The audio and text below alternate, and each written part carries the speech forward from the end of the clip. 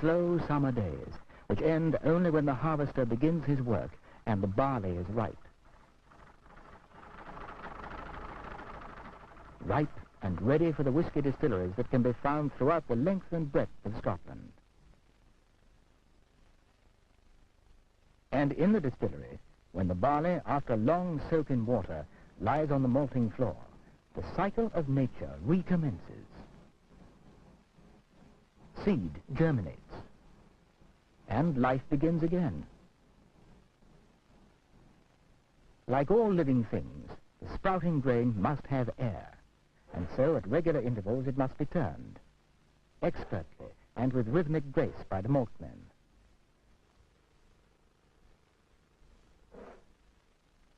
Or with slow precision by machines. In this way, the temperature of the grain and its rate of germination are controlled, bringing it to the point where it will surrender all its richness to the distiller.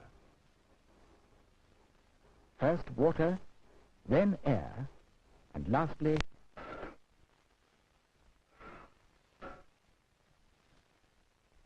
peat cut from the land is fuel for the flames, as it has been since the beginning.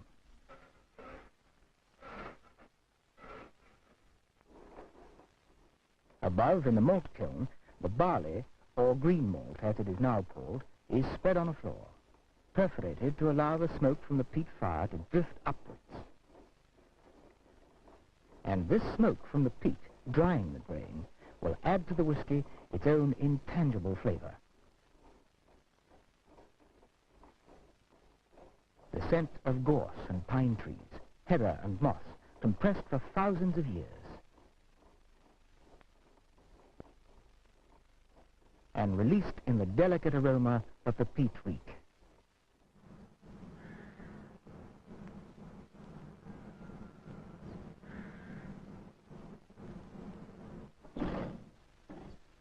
Again, we call on water.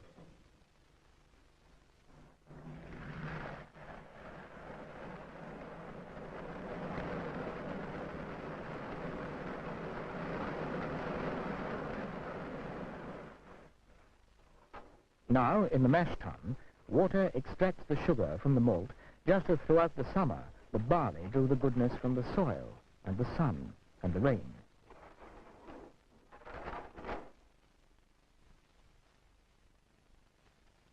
And so we draw nearer to the mystery of distillation.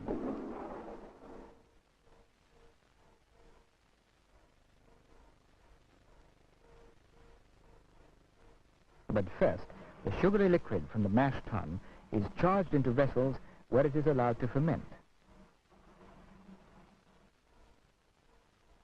Yeast is added, and the living enzymes begin to work, producing in the fullness of time, when their energy is spent, a form of alcohol, the wash as it is called, still unrefined, but the basic raw material with which the distiller will work the final transmutation, water into whiskey. Copper is the philosopher's stone, a gleaming metal in which the silent alchemy of distillation turns all to liquid gold. The shape of the pot stills has remained unchanged since the Scots first started making whiskey. The process, too, handed down through generations, remains the same. The wash is charged into the still and heated.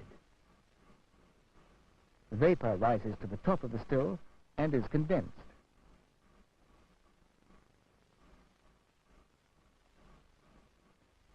And thus we have a spirit, the low wines, as it is called, but a spirit not yet strong enough, nor pure enough.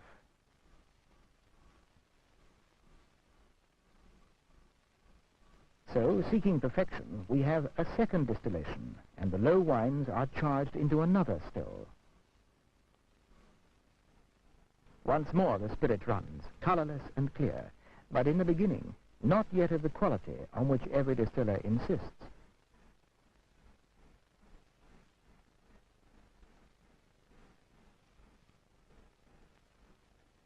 Only when the still man is satisfied that the spirit has reached this standard of quality will he divert it to be collected in the spirit receiver.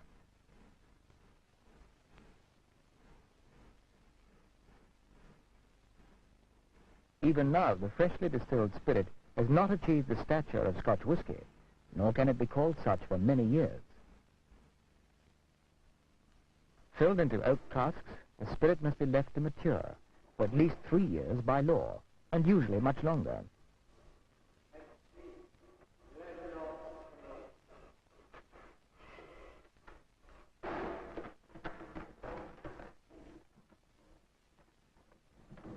Again, we depend on time. For long years, 5, 10, 15 or more, the casks will lie in the cool darkness of the warehouse while the spirit is slowly transformed into Scotch whisky. The oak from which the casks are made is permeable, allowing the mild air of Scotland to play on the new spirit, softening its rough edges, producing that smooth, mellow flavour that the world has come to expect from Scotland's whisky. For hundreds of years, malt whisky, made in the pot still, was the traditional drink of Scotland. Then in 1831, the patent still, in which grain whisky is distilled, was developed. Grain whisky generally does not have such a full flavour as malt whisky, but like all Scotch whisky, it must be allowed to mature. There is no substitute or shortcut for the years that nature needs to work this miracle.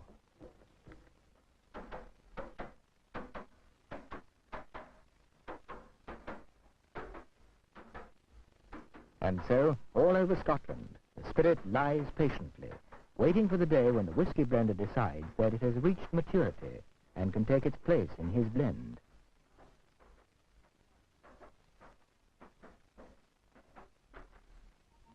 The art of blending, developed in the 1860s, was a turning point in the history of Scotch whisky. Until that time, both malt and grain whisky had been drunk unblended as single whiskies. But Scotch was scarcely known outside of Scotland.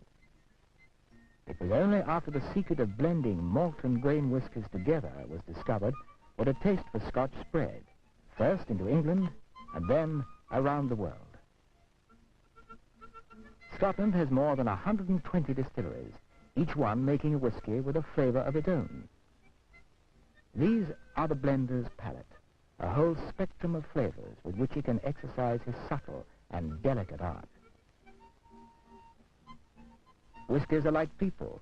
Not all of them go well together, and the art of blending is to choose those whiskies that bring out the best in each other. In this way, the blender can produce a drink that embodies all the finest qualities of each single whisky and transcends them all.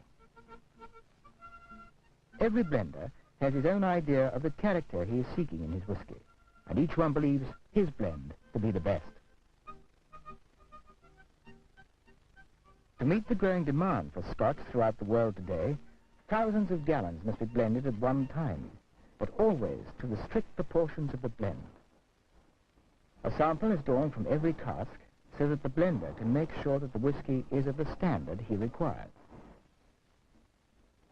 Once he is satisfied, the casks are emptied into the blending trough.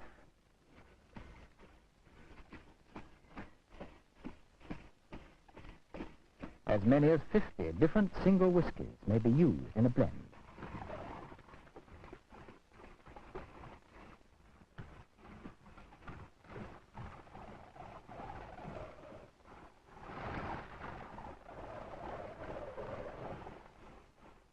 Their union consummated, the whiskies must be given time to form a lasting marriage, to merge together in harmony and become one.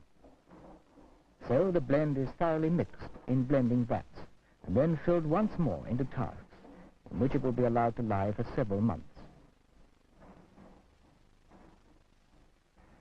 Finally, when time has once more worked its spell, the casks are emptied and the whisky is ready to be bottled.